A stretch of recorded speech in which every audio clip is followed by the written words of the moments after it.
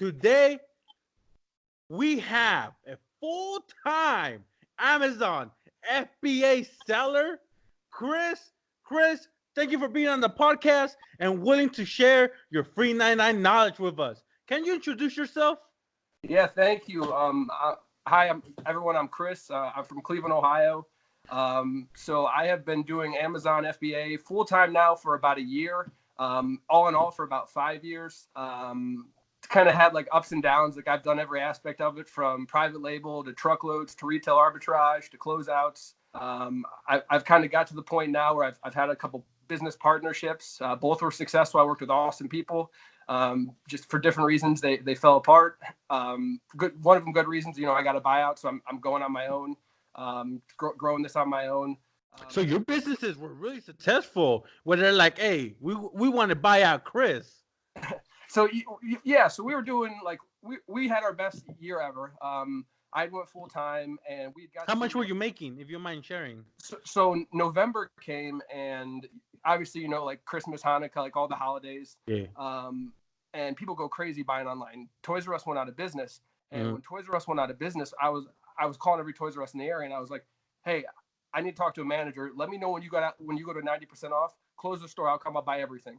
I eventually got to the district manager, and he was like, yo, man, like I can't necessarily do that, but let me get you the contact for the stores, and I'll get you the days that they go down to these prices. So I was basically able to nab like all these popular toys at like 95% off that were all closeouts. Toys R Us was going under. So that's just to kind of like set you up. So wait. Did you buy them months before Christmas? Yeah. So I started buying them around March. So around Easter dang, that's a long way. Yes. So it is. But there were toys I was buying for $3 that were $60 toys. Okay. So now, like a lot of people were buying these toys. So if I would have sent it in right away, there was a battle to like sell them for nothing, basically. Experienced sellers, people who were just like new to the game. But I knew that if I waited till Christmas, all of the inexperienced sellers were going to sell out, and the price was going to go back up to the retail of 60. So we sat on probably close to like 2,000 toys that like sold for like $25 to $60 that we got retail. And there were days where like around Christmas time, I was on vacation, I was checking my phone, and it was like $5,000 days. $4,000 day, $5,000 day, and it was like, this is crazy. Like, it's just a business that works. It's just finding that niche that you're good at, and then finding a way to scale it. So that was your main thing. You bought them in March. You waited till everybody else sold out, and then you sold them on Christmas, prime time. Exactly. And can you give us an example of a product that you went through the whole process like that? Yeah, let me see what I have here. I think I actually might have one. Something that you bought because they were closing out, and now you're holding until everybody else sold out. An item that I bought that I'm no longer selling to. WWE? WWE. Wait, who's that? It actually still has the price tag. Paid $7.99 for it. I bought like probably 200 of them. And I actually didn't cut me a deal. I think he gave me them for 200 for 1,000. And they were selling for $24.99 on Amazon. And I was making about $17. When they first came out, they were going for about $9.99. And then once the item sold out, it is essentially like a collector's item. And it just like, I essentially flew through the 190 that I had. I keep some items because there are some people who I kind of like, friends and stuff I teach. So I like to show them what I have. But yeah, no, my business is built on just finding those fast selling, super, super cheap priced items. How did you know that Chris Jericho was going to sell and sell out? So what's crazy about Amazon is the reason the business is so easy is on their app, you can scan the barcode for the item and it'll pull up like what the item sells for, how much Amazon's going to take in fees, and then what the rank is. So now from like, I in my head can look at a rank and know how many sell. But if you're someone who's new, there's a website called Jungle Scout, and you can type in the rank and it'll say like 600 of this item at this rank sell per month. Okay, so the rank isn't like number one. I don't know. I've never sold an Amazon FBA, but you're telling me the rank is pretty much telling you how much this product sells for and how much it sells a month. Exactly. Okay. And an example with like the Chris Jericho. So the rank was 70,000 in toys. So like just off the top of my head, I know that sells about 60 a month. Like during like these months, and then like during Christmas, that could go to 3 to 4x. Like most toys will sell 3 to 4 times what they sell now during Christmas. Did you post it, or were you still holding on to it? So that one was one that was completely discontinued. So the only person who was selling it was like some comic shop online. No one was selling it on Amazon at the time. I to be honest, I could have priced it more. I was just happy at that price because I wanted them to move because it was something I wasn't sure of. I don't WWE isn't something that I go into too much, so I don't know the market on it.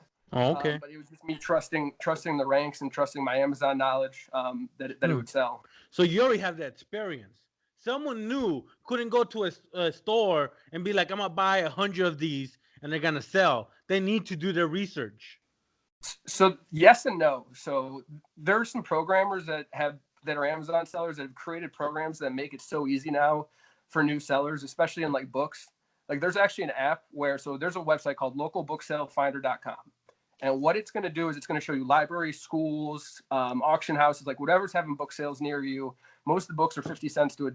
So if you can catch like a college doing one, like you could get college textbooks you buy in for $1, they might sell for 50 to 300 bucks. And you would use the app to see if it's selling? Well, so there's a program that they made where you can actually buy a Bluetooth scanner. It has the full database of products in your phone. It downloads it. So you can scan like 600 to 700 books an hour because it'll beep in your ear if you buy it. So if you scan a book and it doesn't make a noise, you move to the next one. And you just scan. So like a lot of I'm not big on books. I'm more so I like my like real fast sellers, toys, health and beauty. But I have friends who will send out like teams of people to these book sales and pay them, $100 for the day or $1 per book sourced. And they'll get like kids in college to go source them like 200, 300 books. And they might be bringing them 200, 300 books so that profit, $20 to $50. Because a college book and those sell. Exactly. So it's just one of those businesses too, where like it's very easy to scale. It's about having like either people around you that can put in the hours or like the connections.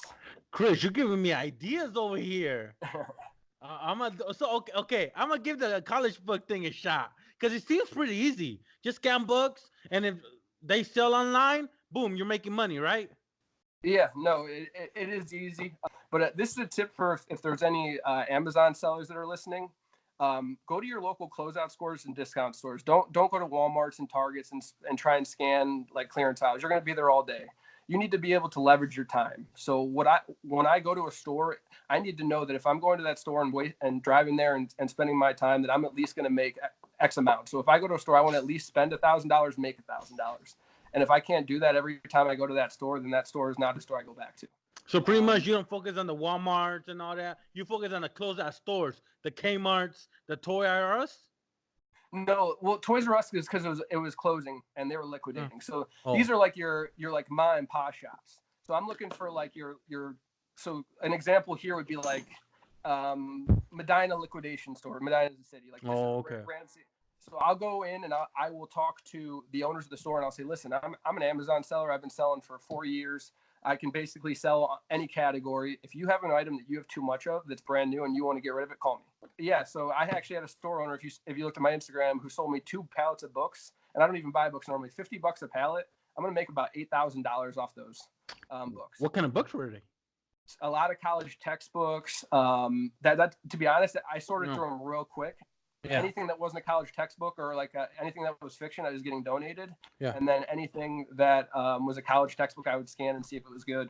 And then it was kind of cool too. I got like 100 of these. It's like an addiction book, and I'm going up to a local addiction center to donate them. They're going to give them to like people before they check into rehab. So that's kind of cool. Yeah, man, that's awesome. So pretty much, you go to liquidation companies that are pretty much liquidating everything. I've heard those on the radio where they're like, hey, come to the liquidation center. We got jeans, iPods, this and that. So that stuff. Yeah. So it's like their companies, they buy truckloads of merchandise from like Target, Walmart, from those retail stores when the items get discontinued. So the reason I go to those stores, 2 reasons. One, there's a good chance those items that I'm going to be looking at are already discontinued. So it's an item where the supply could be low. Maybe no one's selling them. So if I buy them, I'm immediately the only supplier.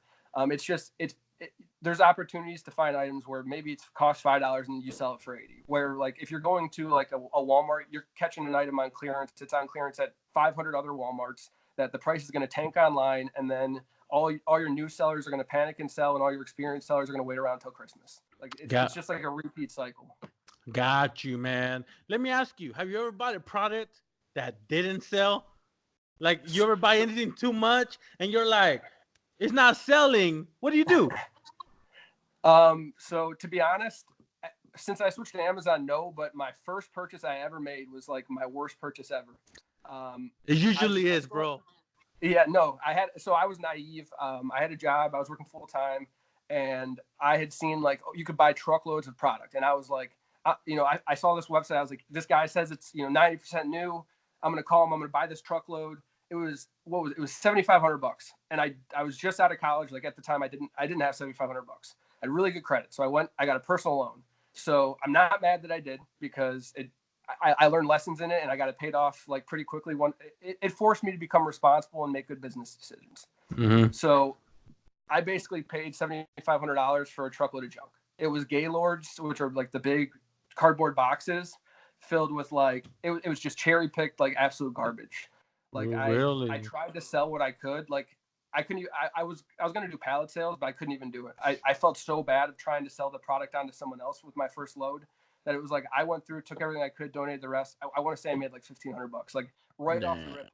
I was like down $6,000, and and I had a warehouse too. Cause I dove in, I was like, let's go. Like, I'm getting into this resale game. Like I'm someone, I've watched some of your videos. Like I have the same personality as you. Like I'm optimistic. Like I see the best in things. Like if you don't believe in it, it's not gonna happen. That's just facts. Mm-hmm. Exactly, man. And you know what, man? The first couple of sales or buys, they're the tough lessons you need to learn. Yeah. No, I agree.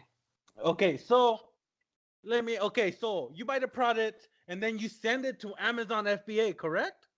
Correct. And then you just make the listing, and all you do is just collect the money? Yeah. So with Amazon FBA, it's front loaded work. So you prep the items, you send them to Amazon, and then that you're done in the supply chain. If there's returns, they handle them. Customer interactions, you message the customer back, sorry, Amazon fulfilled that item, please contact them. Okay. It's just very hands off, which is what was appealing. What's the benefit? Well, the benefit is Amazon deals with everything, but do they take a higher percentage of fees for doing that?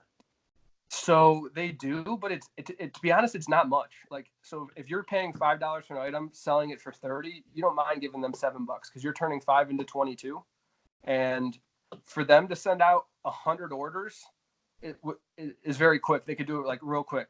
And for me to prep the 100 items, I can, real fast, sticker the items, throw them in one big box, send them to them. I'm done in 15 minutes. Got If you. I were to try and prep the 100 orders here, I'd have to hire someone. I'd be doing it for hours on hours on hours, packing packages. So you're saving time by paying them a little bit more. Yeah, absolutely. Yeah. Like, and it's not even close. Like the amount of time I would spend. What's Amazon's fee? Is like 20%? So, or it depends on the item? It depends on the size of the item, and then it also depends on like the price. So like if an item's like a $10 item, you might pay 50% fees. Whoa, like $5? Yeah, but hear me out this way. What if you're paying 50 cents for the item, and you're getting $5, and they're fulfilling 10 orders a day? You're making $50 off of one item. And also, it's Amazon. You know that free 2-day, 1-day shipping. Correct. Yeah. So, and what was crazy too is Walmart just announced that they were going to be releasing their 3-day shipping, and Amazon like 3 weeks later is like, you know what, we're releasing our 1-day shipping. If you order by 8 a.m. same day, like. You know what? I actually have an Amazon fulfillment like 2 hours away in Fresno, California, and there's times I order something in the morning, and boom, it's right here in the afternoon. Yeah, and here's a stat for you. 50% of all e-commerce sales right now are on Amazon. When I try and explain Amazon to people and like private label and things like that, you're essentially getting shelf space on the largest store in the world. So if you can like private label. So I used to actually have a private label of baby products, which did really well. Liabilities are the reason we got out of them. But with private label, so you could search a term for a product that is popular, and if there's not sellers on Amazon who are selling it, you can essentially make your own, or find a supplier in China to make your own, and provide it for them. I mean, that's how a lot of the people who are hands off, like I know I have a lot of friends who are clearing $50K a month, living on the beach in San Diego, like working like 3 days a year, making a call to China to restock. So private label is you buy a product from China, but just throw your own label on it, your own branding. Yeah, so private label is finding a popular product where there's no like no one has like any patents on it. There's no like it's not something anyone can own, and you just change the packaging and then you put it on Amazon. And I actually know someone who all they did was make neon string lights for a basketball hoop. Their cost was about $3. They're selling them for $70. Made close to $1.4 million off of literally a string of neon light. Yep. So you just gotta find that 21 years old. So you gotta just find that product. Yeah. No, it's Amazon is incredible. When I like my parents are very traditional people, and when I told them I was making kind of the leap to go full-time self-employed, my reasoning was like, you have to strike when the iron's hot. Like Amazon is hot right now. I know it's going to be hot for the next 3 to 4 years. Do I know if it's going to be hot in 10 years? No, but I know they're ahead of the game enough right now that I'm willing to put all of my like eggs into that basket, knowing that I could have like 4 or 5 years that could set me up then where maybe I could build a real estate portfolio, or I can invest in other things so that I can, set my family up for a future that will allow us not have to kind of worry about bills. I got you, man. And you're making that happen, right? Like, how much are you making a month right now of Amazon? So I actually sold my old business. We got to November, we did 58,000, I think. In sales? Yeah, in sales. December, I think we did 67,000. Yeah. 40% margins. I did have a business partner, and the business had expenses. Yeah. My new business is a week old. So far today, I'm at about 900 in sales, and I'm about 8,000 or so total. And that's 40% margins as well. And I'm hoping to get to like 4,000 or 5,000 a day. Like getting bought out is a very like humbling experience. Like it just makes you feel like, especially when like your partner's like a really close friend, like I said, no hard feelings, but it just puts you in that mindset. Like I must need to work harder. So like ever since that happened, like I've been just like so far on my grind, like nothing is like distracting me. Like I know what I have to do. I have my plan set. Like I have goals. I have targets. Like if I hit my goals, where I'm going to treat myself. Like I'm just on that. Like I don't know what to call it. Just I'm just pumped up. I'm jacked up. I fell in love with resale again because of it. Hey man, I see it, man. You got energy. You got passion. That's exactly what you need to be an entrepreneur. And last question is, let's just say someone wants to get into this. They don't have a lot of money, but they have a lot of time. What tips would you give a brand new beginner to start selling on Amazon FBA? Buy a course, just give it a shot and buy a product? What would you say, Chris? Okay. Get out your pen and paper, because this is going to be like this valuable knowledge.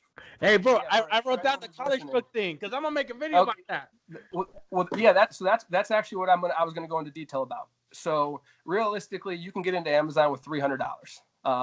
My company that got up to the point of selling 60,000 a month was started with a $50 pallet and a $40 Amazon membership. And we just kept rolling and building.